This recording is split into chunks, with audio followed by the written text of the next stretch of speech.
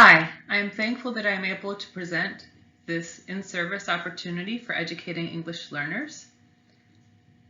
I have seen this as a need throughout the district for a few years to allow other teachers to recognize what the expectations are for instructing our English learners. There is a great need because I feel that not everyone is aware of the legal requirements we have or the ways that we can best support our English learners in the district. So the fact that you are attending this in-service training really encourages me and helps me know that you really do care about improving instruction for all students. So to understand the scope of the need for English learning instruction in the state, I have provided some numbers to show you how many English learners there actually are in our state, in our county, in our district, and what languages are spoken in our schools. So there are more than 61,000 English learners in Pennsylvania. In our county, there are 3,600 English learners. In our district, there are 72 English learners.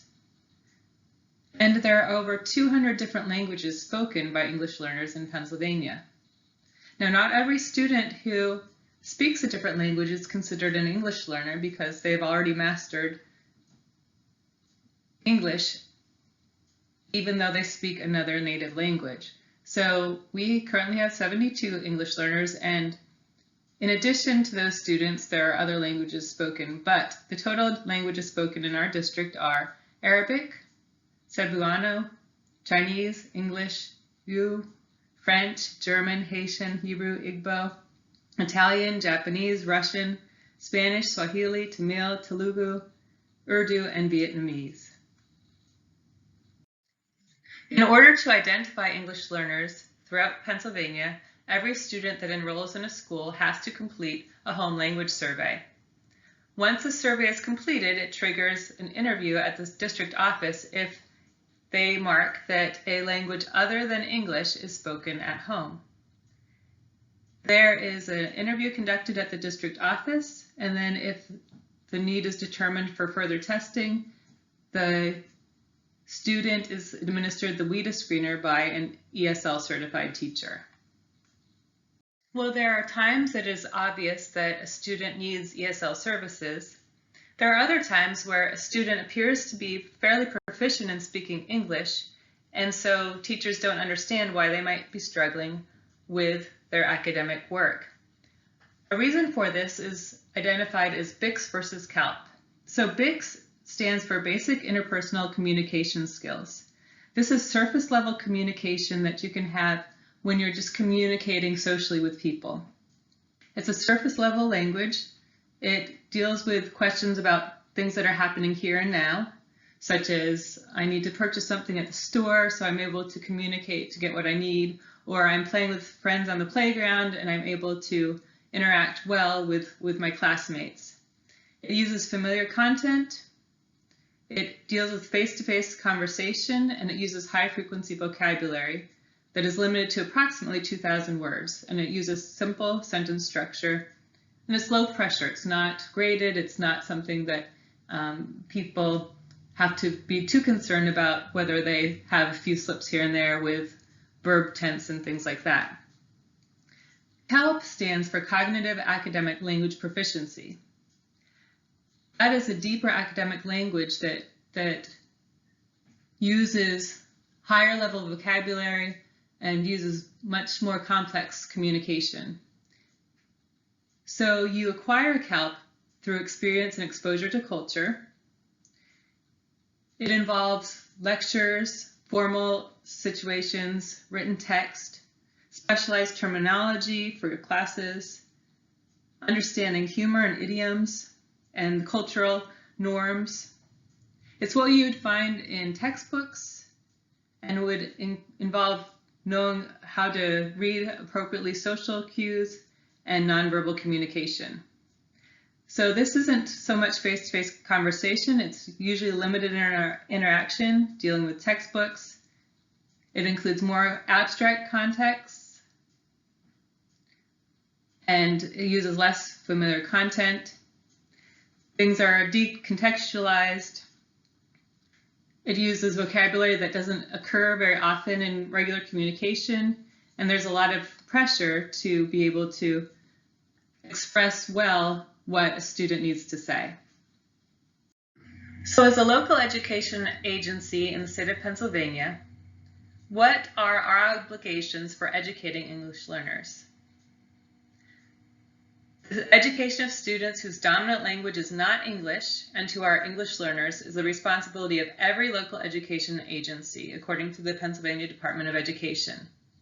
So we are going to look at some of the key legislation that has impacted the state requirements, and then I will highlight some key takeaways, and then I will have you go in depth in the basic education circular that really drives the instruction that is required at all levels in Pennsylvania.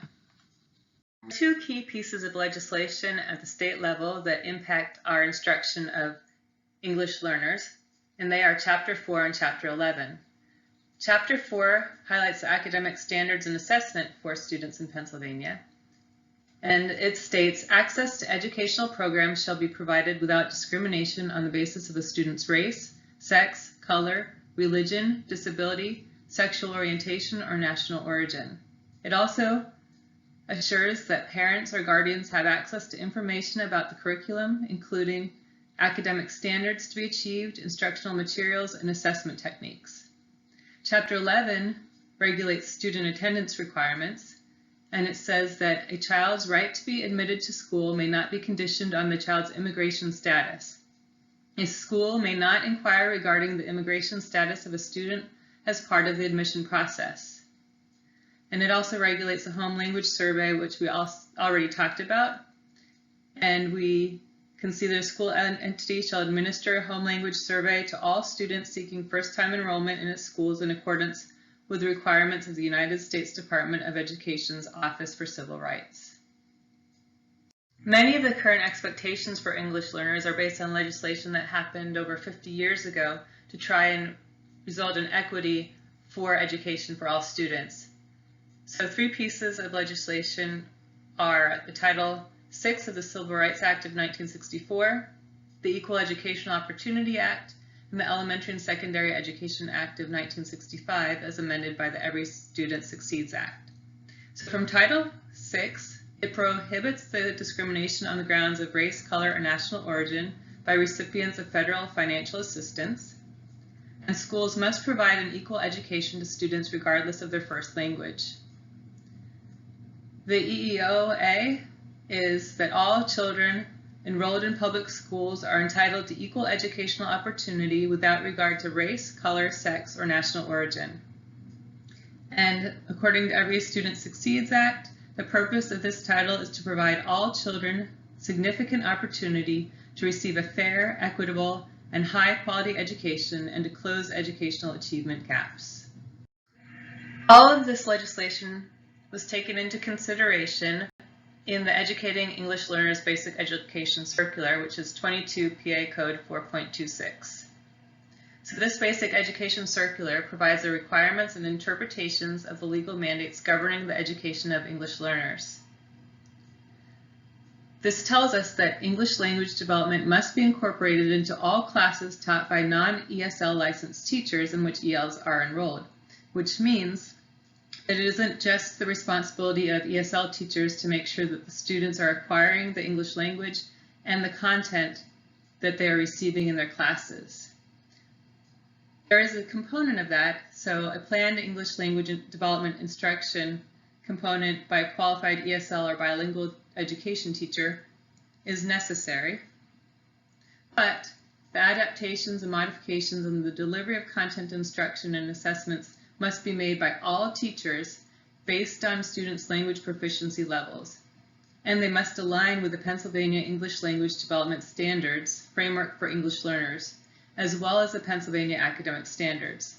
So we are all aware of the Pennsylvania Academic Standards, but all teachers should also be familiar with the PA ELDs, which drive what students must learn if they're English learners, so that they can compete with their peers academically. This slide contains the link for the Basic Education Circular that the state has adopted for instructing our English learners. Please click on the link, and slides 10 and 12 have 12 questions that I would like you to answer related to this document. This will help you have a greater understanding of what is required of us as teachers of English learners. Slide 11 gives you a narrative of the kind of instruction that our district provides to our English learners, and that will help you answer question number 6.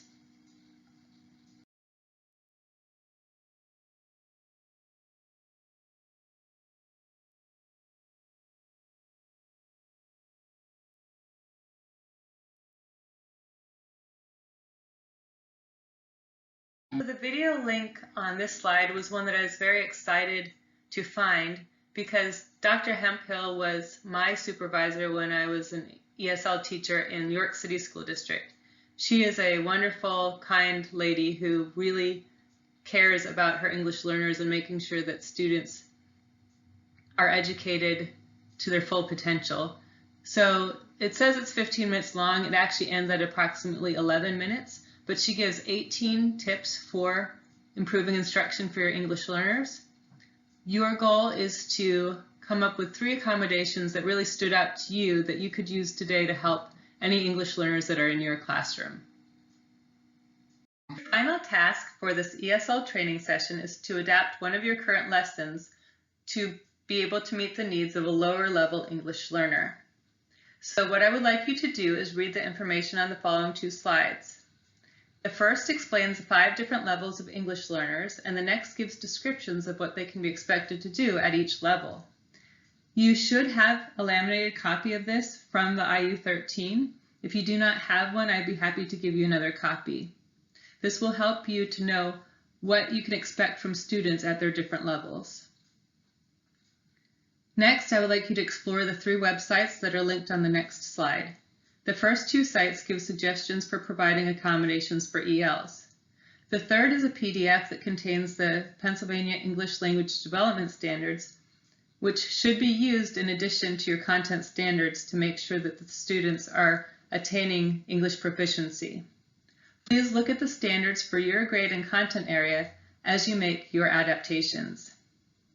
So you will differentiate one lesson to accommodate the needs of English learners at 2 different levels, either level 1 or 2 and level 3 or 4. That way you can use your standards and your can-do descriptors to determine what you should expect students to do and what you can do to adapt your lessons to help meet their needs at those levels. Thank you so much for participating in this training. I hope it was helpful for you. I would appreciate any feedback you can give me so that I can improve this type of training in the future. Thank you. Have a great day.